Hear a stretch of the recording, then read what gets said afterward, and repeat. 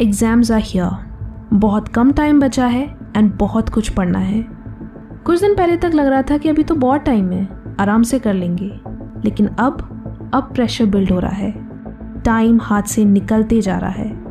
आप पढ़ना चाहते हो, डिसिप्लिन रहना चाहते हो, लेकिन फॉर सम रीज़न आपका दिन आपके कंट्रोल में नहीं है। You lack the focus, the motivation to get things done. But don't worry, we all have experience this. अच्छे से अच्छे स्टूडेंट्स भी कभी ना कभी ऐसा फील करते हैं। ये वीडियो एक कोशिश है जिससे आप एक रूटीन बिल्ड कर पाओ, कंसिस्टेंट रह पाओ। This is a 7-day study challenge for all दो स्टूडेंट्स जो एग्जाम से पहले एक दिन यूटिलाइज करना चाहते हैं। शुरुआत 7 days से होगी, लेकिन आप इसे एग्जाम तक कंटिन्यू करोगे। मैंने पूरी कोशिश की है कि मैं आपके लिए चीज़ें स्मार्ट एंड इफेक्टिव रखूँ।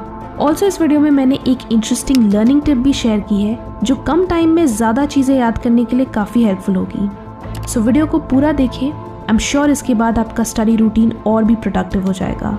So let's start. Firstly, divide your day into 3 2-hour study blocks. So suppose अगर आप सुबह 9 बजे उठते हो तो आप अपने तीनों स्टडी सेशंस को 10 बजे, 3 बजे एंड 7 बजे के लिए शेड्यूल कर सकते हो, जिसमें हर स्टडी सेशन 2 घंटे का होगा। दिस वे आप पूरे दिन में 6 घंटे पढ़ोगे। ये 6 घंटे 10 घंटे के बराबर हो सकते हैं अगर आपका ध्यान सिर्फ और सिर्फ पढ़ने पे हो, ना कि किसी और एक्टिविटी पे। One of the main reasons क्यों स्टूडेंट्स अपने डेली टारगेट्स अचीव नहीं करते हैं इज बिकॉज वो अपने स्टडी टाइम में टाइम पास कर रहे होते हैं। आप पढ़ने बैठते हो, लेकिन आपका सारा टाइम इंस्टाग्राम स्क्रॉल करने में एंड मैसेजेस का रिप्लाई देने में चला जाता है, जिसकी वजह से जो काम 2 घंटे में आराम से हो सकता था वो 4 घंटे में भी नहीं हो पाता है। सो हर स्टडी सेशन में आप सिर्फ स्टडिंग पे फोकस करो। अगर आप इन 6 घंटों को अच्छे से यूटिलाइज करोगे तो आपके पास पूरे दिन में इनफ फ्री टाइम भी होगा और आपको उस फ्री टाइम को स्टडीज के लिए कॉम्प्रोमाइज नहीं करना होगा।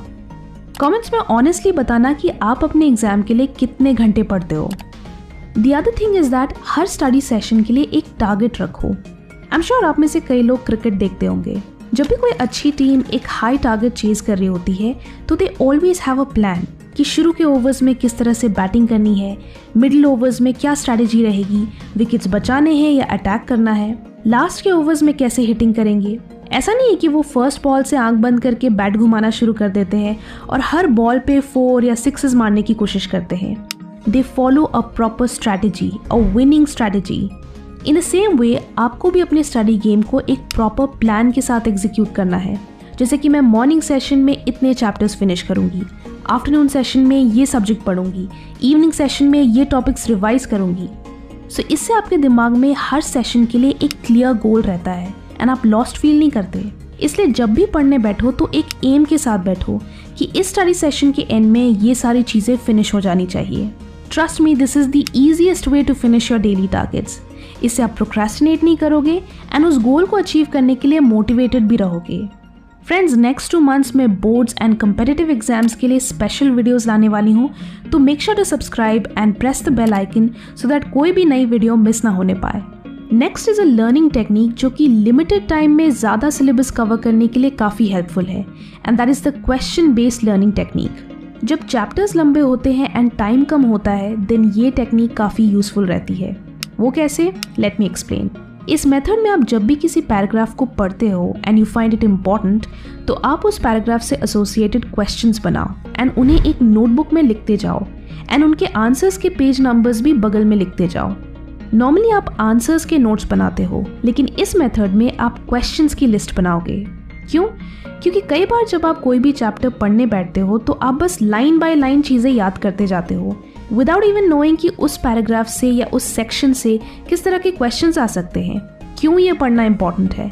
इट्स लाइक आप डायरेक्टली आंसर्स याद कर रहे हो without even knowing the questions. और जब एग्जाम में सारे चैप्टर्स के क्वेश्चंस एक साथ आते हैं तो आप कंफ्यूज हो जाते हो एंड सही आंसर रिकॉल करने में स्ट्रगल करते हो। सो जब आप क्वेश्चंस बनाकर याद करते हो तो आपकी लर्निंग और स्ट्रॉन्ग होती है, क्योंकि तभी आप मटेरियल के साथ कनेक्शंस बना पाते हो। इट्स नॉट अबाउट कि आपने एक प्रोसेस के 5 पॉइंट्स याद कर लिए। It's about what is it, why it happens, what does it lead to, what causes it. जब आप ऐसे क्वेश्चंस के साथ उसे याद करते हो तो आप उसे एक प्रोसेस की तरह समझते हो एंड फिर उसे याद रखना और आसान हो जाता है। You can use this as a revision technique as well. Revision के दौरान इस क्वेश्चन की लिस्ट को रेफर करो एंड सारे आंसर्स खुद से रिकॉल करने की कोशिश करो।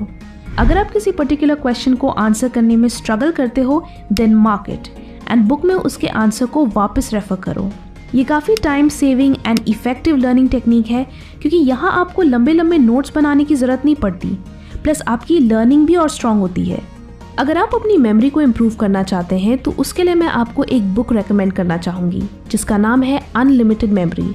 आई रिमेंबर जब मैंने इस बुक को कुछ मंथ्स पहले पढ़ा था तो आई थॉट काश मैंने इसे अपने स्कूल या कॉलेज टाइम में पढ़ा होता, क्योंकि इसमें कई यूनिक मेमोरी ट्रिक्स हैं जो आपके लिए मटेरियल को लॉन्ग टर्म याद रखने के लिए काफ़ी हेल्पफुल होंगी।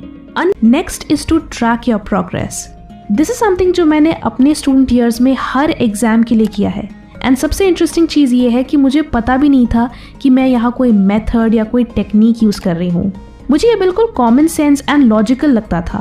आई needed to have that clarity कि मेरी प्रिपरेशन कितनी कंप्लीट हुई है एंड कितनी बाकी है।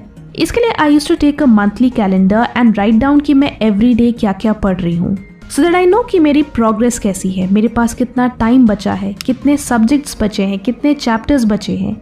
Trust me, this was very helpful in keeping me on track with my preparation because इससे नंबर 1 आपके सामने एक क्लियर पिक्चर रहती है कि यार बहुत सारा पोर्शन है, बहुत पढ़ना है, so procrastination and time waste करने का तो स्कोप ही नहीं है।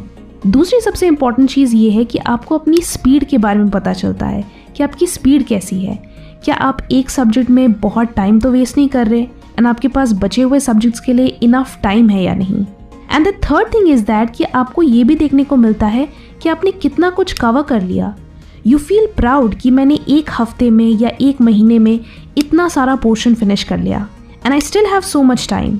सो आपको एक सेंस ऑफ अकॉम्प्लिशमेंट भी फील होती है and at the same time इससे आप अपनी प्रिपरेशन को लेकर और रिस्पॉन्सिबल हो जाते हो।